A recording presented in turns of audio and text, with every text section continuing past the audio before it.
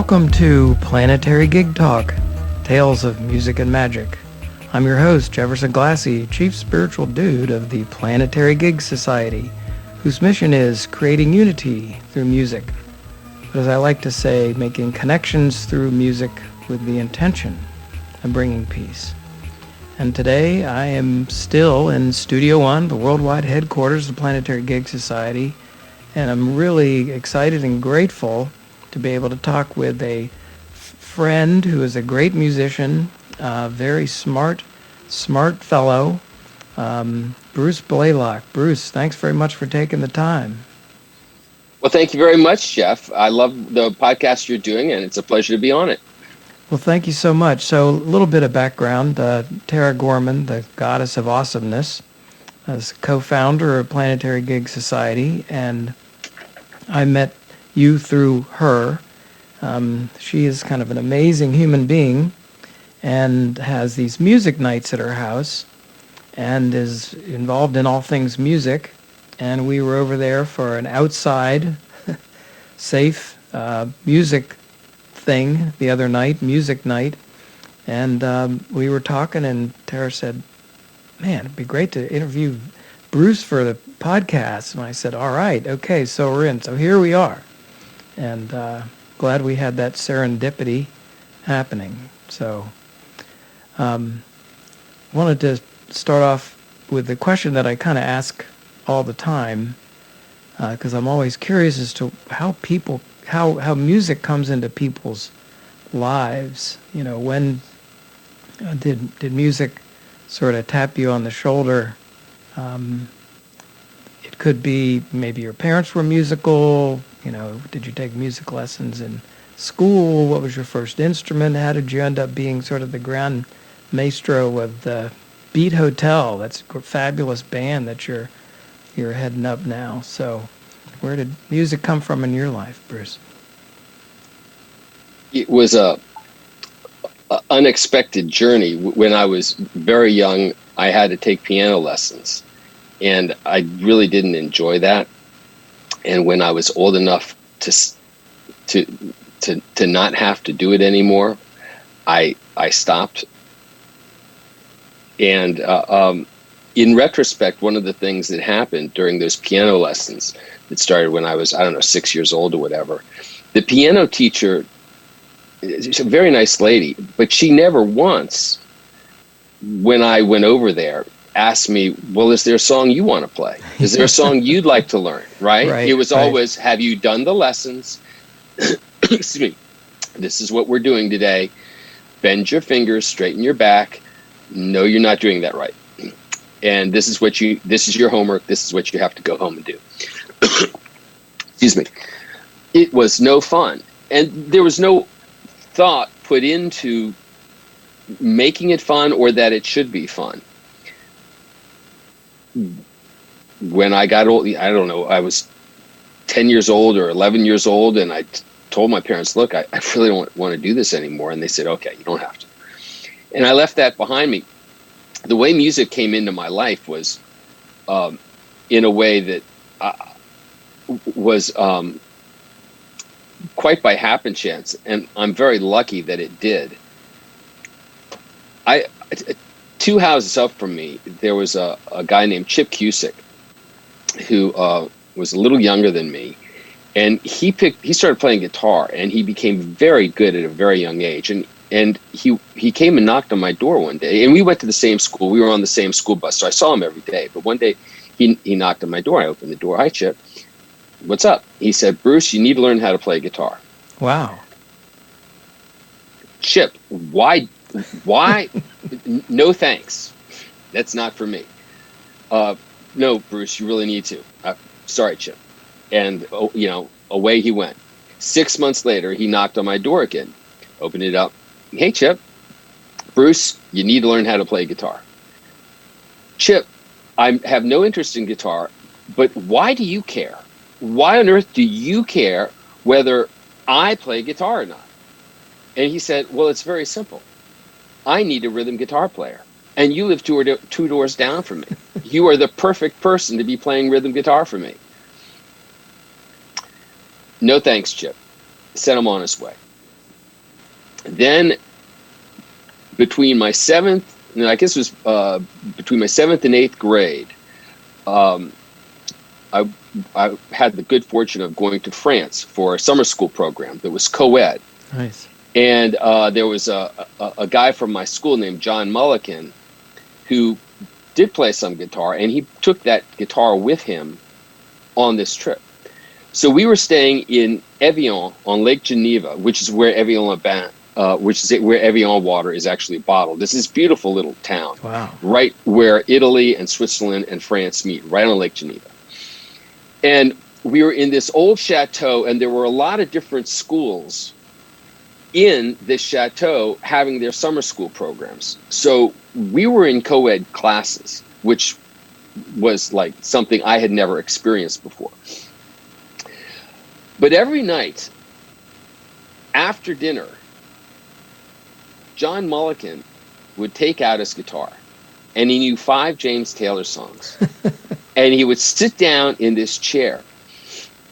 And before he even sat down, this whole passel of people would collect around him to hear him play, not very well, these 5 James Taylor songs.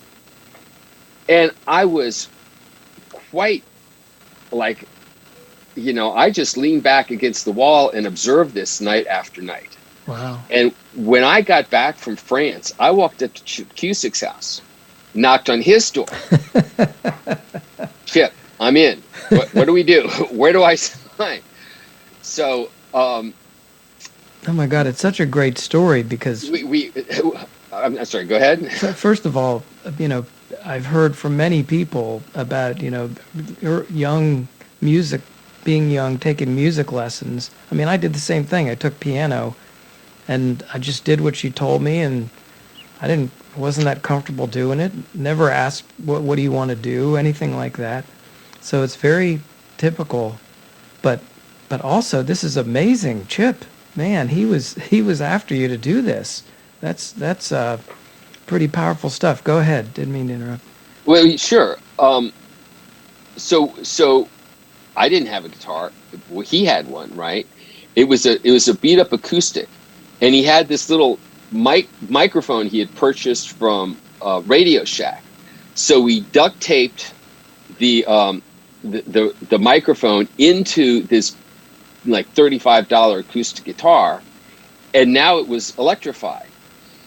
And so he started teaching me chords, and that's how it started. So then my parents were good enough to for my birthday get me a guitar. I remember going to Veneman's Music on Wisconsin Avenue and getting that guitar, and I bought these James Taylor songbooks, and they had tablature in there, so you didn't need to know music. I wasn't taking any lessons, but tablature, for anyone listening who doesn't know, it shows you where to put your fingers. So it actually has a little drawing of the neck of a guitar for each chord or each part, and it shows you where to put your fingers.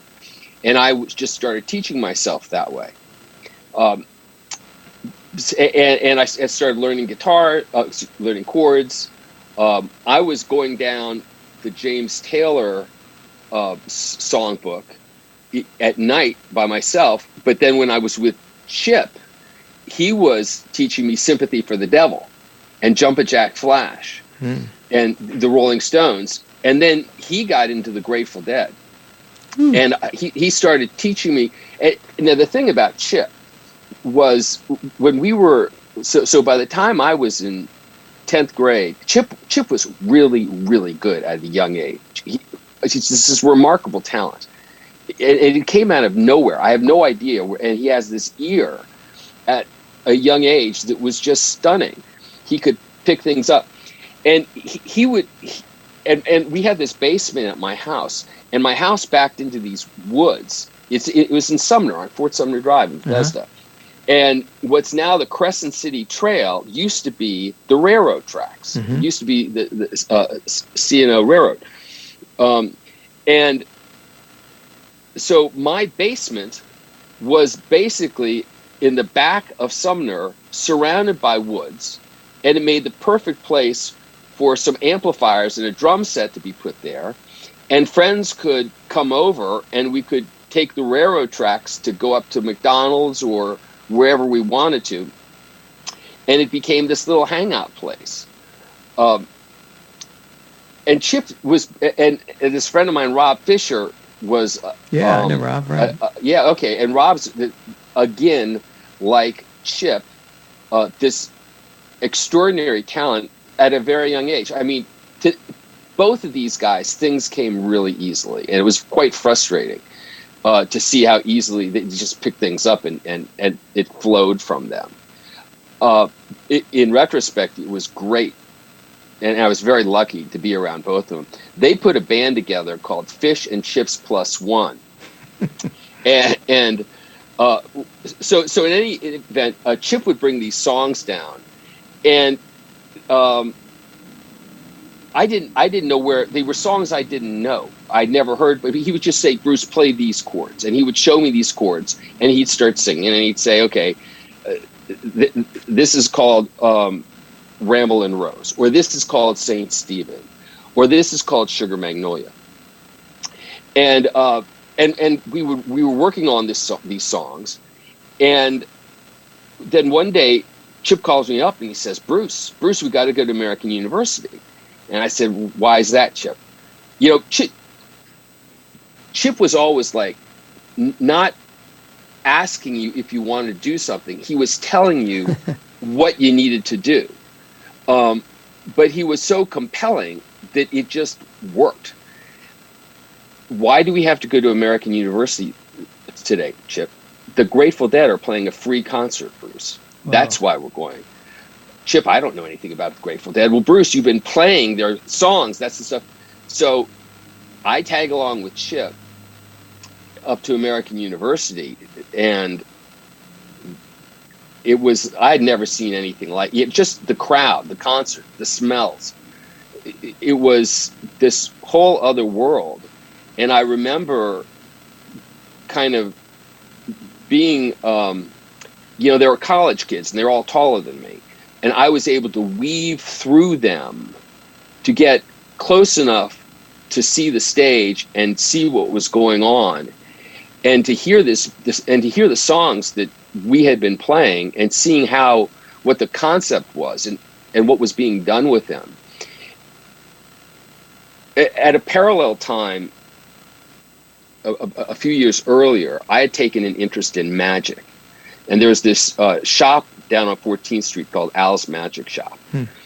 And I would, every Saturday, I would walk from my home on Fort Sumner Drive to the bus stop on Mass, and just take the bus down to Al's Magic Shop, and just sit stare at the magicians coming in there, look at the tricks behind the counter, see where the pros were going. It was just all this mystery to me. And this was at a time when it was safe for young kids to just leave the house in the morning on a Saturday and just be home before it got dark. That's not the way it works anymore. Right.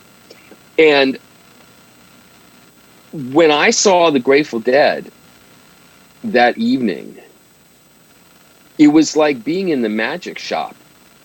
Just seeing the rabbit come out of the hat, and just this whole door opened for me. And so, your question was originally how did I get introduced to music, and that's how I ended up going down that rabbit hole. Man, that's such a great story. Wish I'd have had a Chip around when I was growing up. So how old were you when you went to see the Grateful Dead? Like 8th grade or something? Yeah, something like that. Wow. And but everybody could use a Chip Cusick in their life, by the way. Yeah. And a Rob Fisher. Right. It's just amazing how that happened. I mean, the synchronicity, or the spirit of music was knocking at your door and wouldn't take no for an answer or something. So then after that, what was the trajectory like? Did you started playing in other bands? Did you play with Chip for a long time? Well, that was kind of an interesting journey, because I was, all I knew was my basement, and Chip coming over and Rob coming over and us playing, and some other guys started getting involved. Tim Spaniel, Chris Cherrick, but friends started coming around, and it became like the hangout, my basement, and we would have 60, 70 friends over there, and the parents were not thrilled that all these their junior high or then in high, whenever it was, and then high school were coming over to the Blaylock's house for and going to the basement. But at the same time, there were clearly conversations going on among the parents because they knew where their kids were, and they knew what their kids were safe and what was going on. So it became this whole scene, and I was always the guy, the bottom rung of the ladder in terms of talent. I was still learning, and again, to hear Chip and Rob play at this age, you would never believe that they were the age they were. They were so good at such a young age. So anyway, there came a point where we started going to different schools, and I went to Walt Whitman, and when I was and I started playing with some other people, and kind of that moved out of the shadow of Chip and Rob, and all that time I had spent in the shadow of Chip and Rob. The moment I started playing with other people, it really paid off, because I was pretty good around other people, not around Chip and Rob. You know, and then well, I mean, I don't know how deep in the weeds you want to go. I remember a Walt Whitman talent show with Mike Cohen and Brian Crescent. They had a guitar player, and somehow I ended up being their guitar player for a band they had. And they signed us up for a talent show. And so we were practicing in Brian Crescent, in Mike Cohen's backyard, like 2 days before the talent show. And like 6 or 7 school buddies came over and were watching, and I got so nervous. I was terrified. It was how suddenly having 6 or 7 people watching, and I was shaking. And so like I started shaking so much that I was having trouble holding the pick, let alone playing the chords. And I went inside, and I was like, this isn't going to work. You're going to on stage in front of a gymnasium full of people in 2 days, and you know, you're freaking out about 6 or 7 people. And so I came up with this idea, well, what if you chew gum? And so I got some gum from Mike, and went back outside, and it settled me down, and I used that for years. That's very so then I mean, so then I went to, I had to choose a college, and I was interested in either New Orleans, Tulane, or Atlanta and Emory. And I went and visited the 2 schools. My parents bought me a plane ticket to go visit Emory. I went to Atlanta and visited Atlanta on a Wednesday and Thursday. I was by myself. And then after visiting Atlanta and Emory, I got an airplane and flew to New Orleans. For the weekend. For Friday, Saturday, at an interview at Gibson Hall on Sunday. And so that Friday afternoon, I was out on the quad, and there were some people that had a guitar, and so playing guitar, and I walked over and asked if I could play it, and suddenly I'm playing music with some people on the quad at Tulane, and then they take me up into a dorm, and then I'm palling around with them, and we go downtown. I had the best week. I came home from that trip and said, "Mom and Dad, I'd like to go to Tulane University." I guess so. So, and meanwhile, my brother had this record collection. Meanwhile, my brother had a record collection. He was 2 years older than me, and it was endless fascination to me. So I would go through these records and look at them. Little Feat. I didn't know who Little Feat was, but they had the coolest record covers. And I would just go dig, and there were these albums by this guy named Dr. John, and I listened to them and I liked them a lot. And there was an album called Southern Nights by a guy named Alan Toussaint, and there was something about that, and there were other connections albums that really resonated with me that I had no idea had anything to do with New Orleans. I just loved them. And then when I got to Tulane, I started noticing that Dr. John kept coming through New Orleans playing. And I guess it was 6 months. I was there 6 months before I learned he lives in New Orleans, Bruce. Alan Toussaint is a producer in New Orleans. He produces the Dr. John, and all the dots started connecting. So by the time I was a sophomore at Tulane, when my friends were going off to fraternity parties on a Saturday night, I would walk up to Gibson Hall and take this streetcar on St. Charles down to Napoleon and then hitchhike to Tchoupitoulas where Tipitina's was. And I would just go see these bands at Tipitina's. And it was extraordinary. I had no idea, but I was getting a completely second education. I was getting one education in the daytime on the campus of Tulane University. I was getting a completely different schooling at night at Tipitina's. So that's how I ended up sinking my teeth initially into the music of New Orleans. Wow, it's fascinating. I love the story. It's kind of profound the way that, it just fell into place in a way for you, the music. And then you continued on after that, and you've been in bands a lot on and off, I guess, for your adult years as well. I know you're now, but... Yeah, I just never stopped. I could sit and talk for hours about just the music, but what is an equal component of this are the people that I was meeting through the music and the people I have met in my life through music. Even in high school, right? Go back to Walt Whitman. I was a transfer student, and I did not know people, and I started playing music, and suddenly I'm in people's basement being introduced to their friends and playing music with them. It's opened so many doors. The number of people I know in my life now, and the friendships, the places I've gone, the experiences I've had because of music. When I graduated from Tulane University, I wasn't ready to go out in the real world. I was enjoying this life of being a student and playing music. So I said, well, wait a second. If I go to law school... 3 more years. You're right.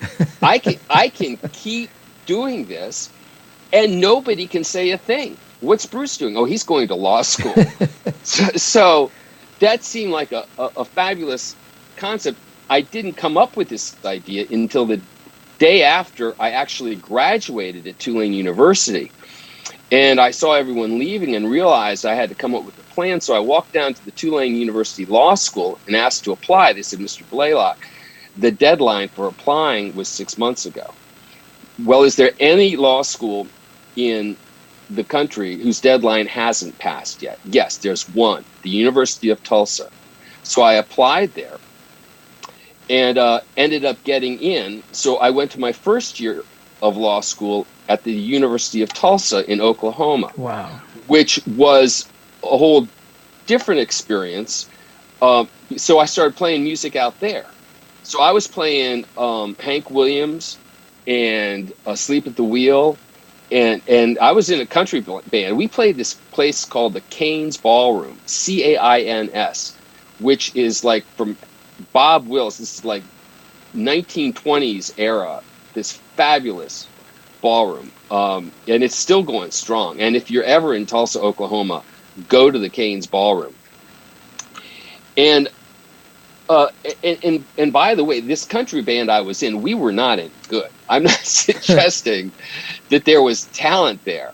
And in fact, when we played the Cain's Ballroom the day before, the leader of the band decided that we were going to play Freebird. And I said, well, you're joking, right? We're not playing Freebird. Because on so many levels, that's like, first of all, no, thank you. I mean, God bless Leonard Skinner, and you know, this is not any remark on them, but that's not the type of music I play. But setting that aside, it's not a song that I want to play. And setting that aside, they wanted me to do the slide guitar work, and there is blistering slide guitar in Freebird. Listen, that solo at the end is okay, and I didn't play slide, and they were telling me, yes, we're playing this, Bruce. This is not a discussion. We are telling you we're playing this, and you are playing that solo. You're playing slide on this song. So I had one night. It's like I said, talent was not deep in this band, but we kept getting gigs, and it was a fabulous experience. But I did. Go to Tulane. I flew down to Tulane for Mardi Gras that year. Wow. And met with the dean of the Tulane Law School and said, look, I really need to transfer back here. Like, in a way, you have no idea. What do I need to do? And she couldn't have been nicer. She said, Bruce, you need to get A's is what you need to do in this semester. And because I had gotten C's my first semester, which I was thrilled about, because that meant I was going to be able to at least make it through law school. And now I had to get A's, because you have to have at least a B average to transfer. And there's only one opportunity to transfer in law school, at least then, was at the end of your first year and your beginning of your second. I worked my tail off, and I got those A's, and I transferred. And the dean of the law school, who I met with, became a friend, and she got married like 3 years later and had my band play her wedding. So that was I mean, I can keep going down rabbit holes here. It's fascinating. I mean, I think the synchronicity and all that is amazing. It's really but so music has been very powerful and influential, and I mean, it's you were talking about how many people you know and from music and all that. But what other thoughts do you have just about the power of music? How it uplifts people, brings people together? I mean, you've already talked about some of it, but I wonder if you have other thoughts about that, from a spiritual or philosophical perspective or whatever. I do have some thoughts about that. Before I jump on, talk about that, I'd like to just comment about when we had kids. I had to reflect on, okay, well, how are you going to expose your two daughters to music? And it was trying to find a right balance to encourage, ask, well, is there music you want to play, but without being too, this is what you need to do. So right. When people tell me they have a kid who's interested in learning music, or they're interested in having a child learn music and get involved in music, I tell them, make sure that you find a teacher that's going to ask them, like every second or third song, is there a song you want to learn? Taylor Swift. We can learn some Taylor Swift songs, right? Because there's some 3-chord Taylor Swift songs out there. Good ones, fun ones. Yeah, good idea. So I just want to comment that. The power of music it's interesting, because it's easy to find oneself talking in cliches, which aren't really helpful. But when trying to steer away from that, but find the right words, one can keep gravitating back to those cliches because they really do apply. So I guess the first thing that I would say about music is that music helps you find your people, and it helps your people find you. If you go to a show at a club, you immediately have something in common with everyone there. Right. You immediately, I don't know how many millions of people live in this city, but right suddenly there in this room are like-minded people in at least one category. Mm-hmm. And it's got nothing to do necessarily with demographics or race or gender or religion. And that's powerful. Absolutely. Good point for sure. I wish more people would kind of understand that. But it's a great point. Music has really helped frame your life. And your point about the young kids, I mean, that's one way that we can help, kind of use music to make a better world, is if we're talking about kids, ask them what music they want to do, even if they're not interested in picking up an instrument or something, but just let them be open to the idea that they can play music. It's right. Not everybody even realized. I didn't realize that for a long, long time. Seemed like somebody else out there was playing music, but then you learn you can do it, and it's like, wow, it does take a little work, but some time. What other thoughts on that do you have? Well, then you start looking at, if you want to start kind of thinking about the power of music, there's so many different categories in terms of the feeling, the calming effect, or the emotions that it can create inside you. When I hear a song from the Carole King album Tapestry, there's a feeling I get that I don't get any other way. There are all these unique experiences internally that can serve different roles, whether it's Saturday night and you're getting ready to go out. I used to put on the Steely Dan song Bodhisattva, I think was the name of it. I had this mixtape, but it can get you ready, or it can get you ready to go to sleep, or it can help calm your kids down, or play. So there's that whole kind of category of experience right there. Then there's the category of experience when you're with a lot of friends and a song's playing and everyone's singing along. I mean, the joyfulness, the celebratory component, that's when you really know it feels good to be alive. And then there's the category, and I don't know how to describe this next category. But there's some bands that there's some bands that can create magic on stage, and I don't know how to put into words what that magic is. But I've seen the Grateful Dead when Jerry Garcia was just on fire, and the shared experience, there's the communal experience of everyone in that theater watching this, whatever it is, happen on stage.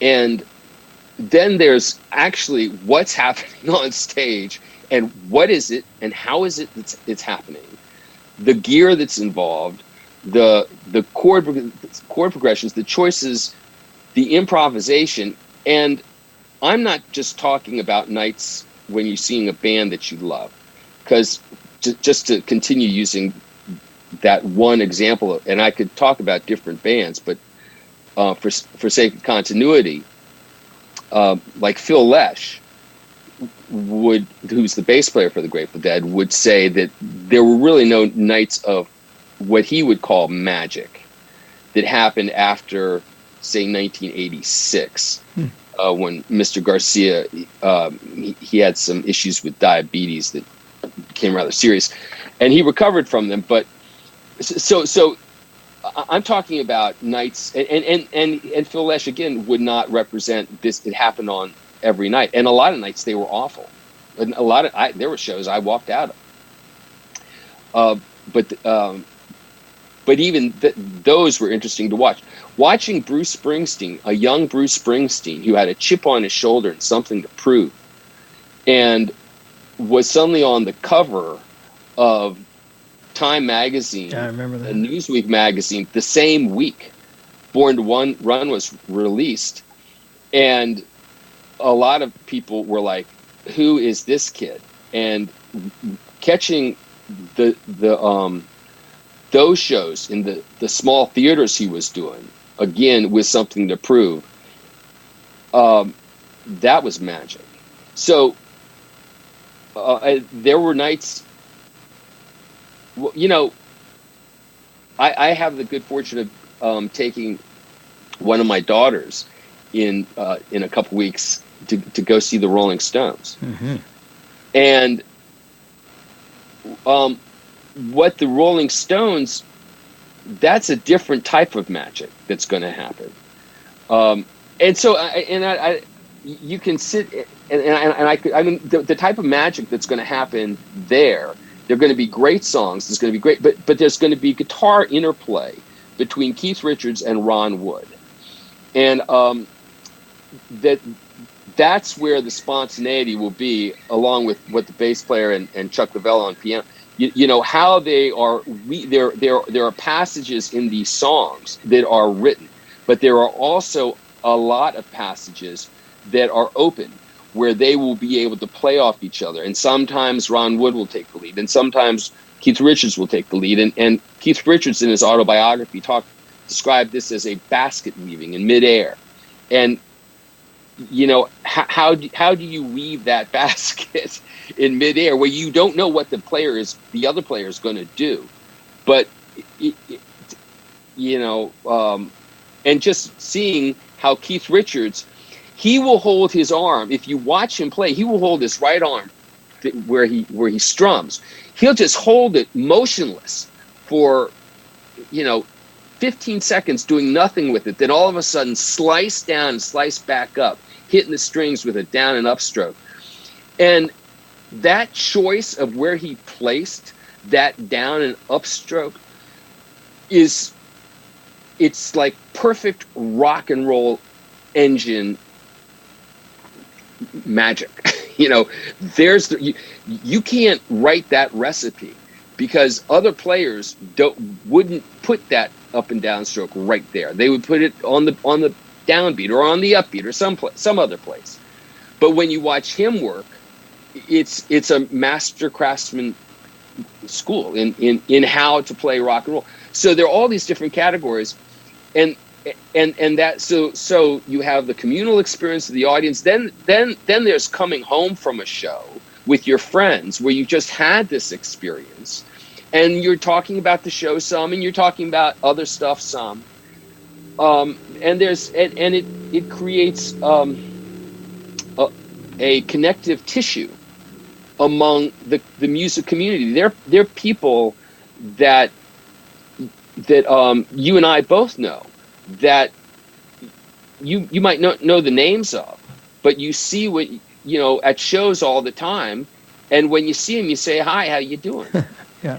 And sometimes you'll stand next to them and have a conversation with them. So there's that community, and then you get, then you can start talking, well, how is music used in the military, right? Because all the armed forces have really good bands. Yeah.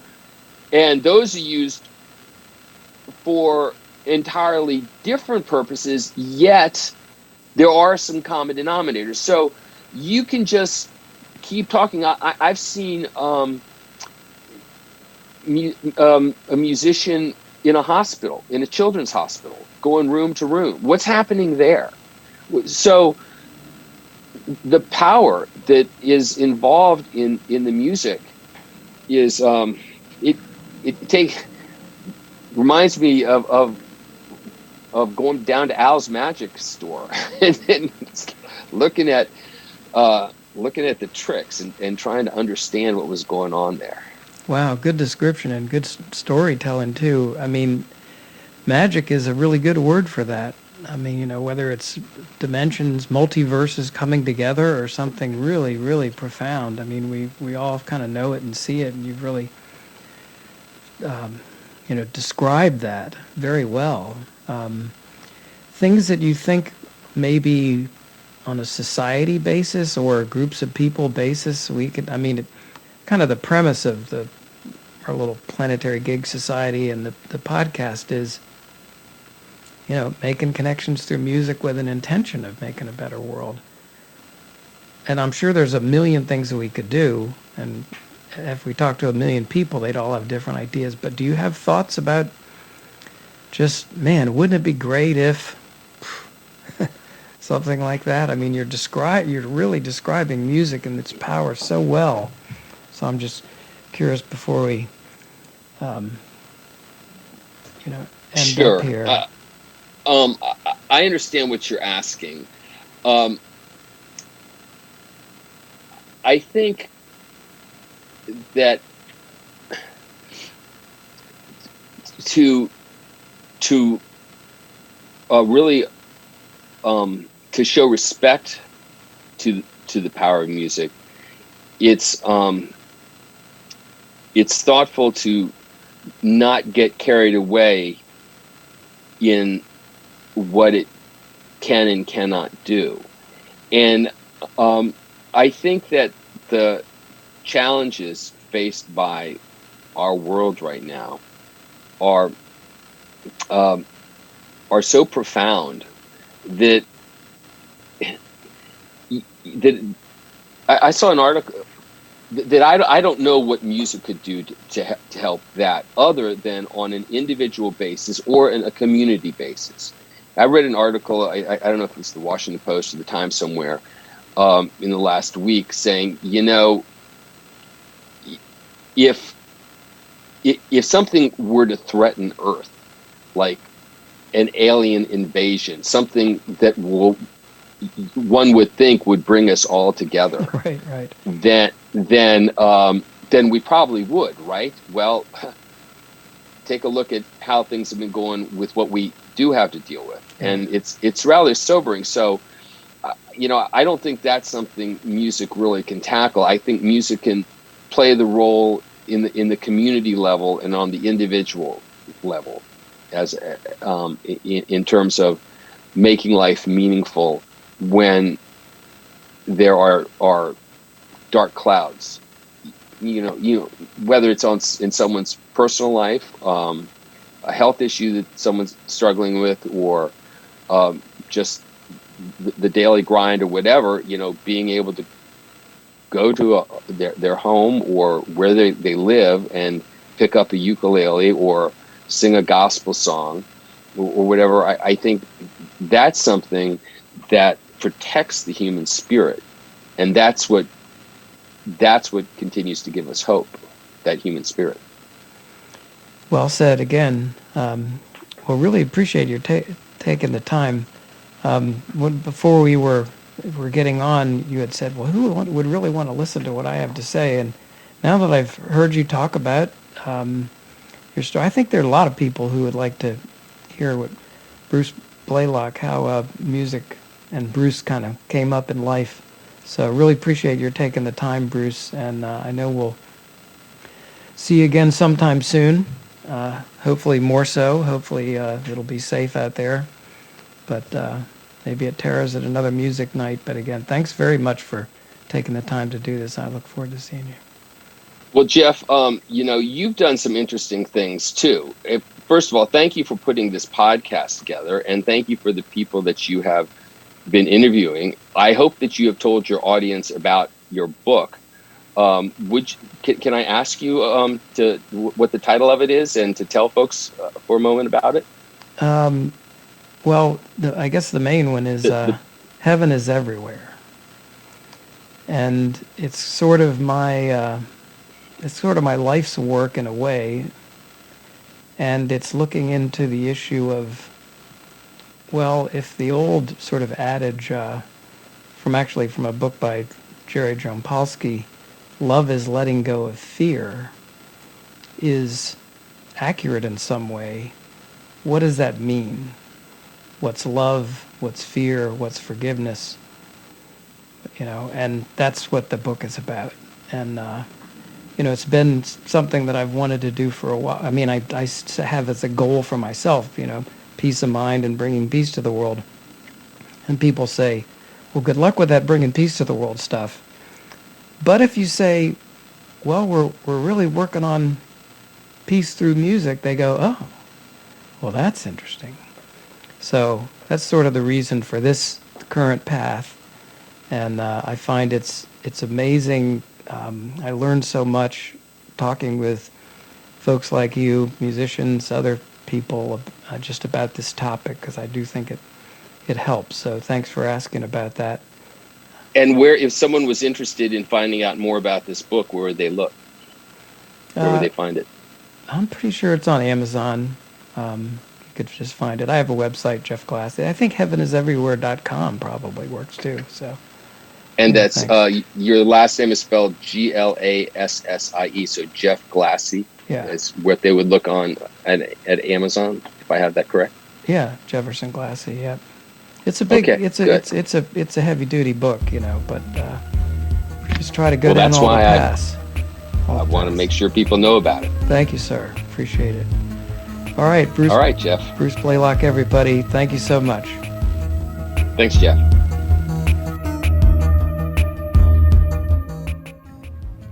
You've been listening to Planetary Gig Talk, Tales of Music and Magic.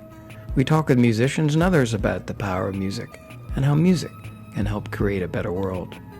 Planetary Gig Talk is a program of the Planetary Gig Society, a nonprofit Section 501c3 charitable organization dedicated to bringing peace through music. Please check out our website at www.planetarygigs.org.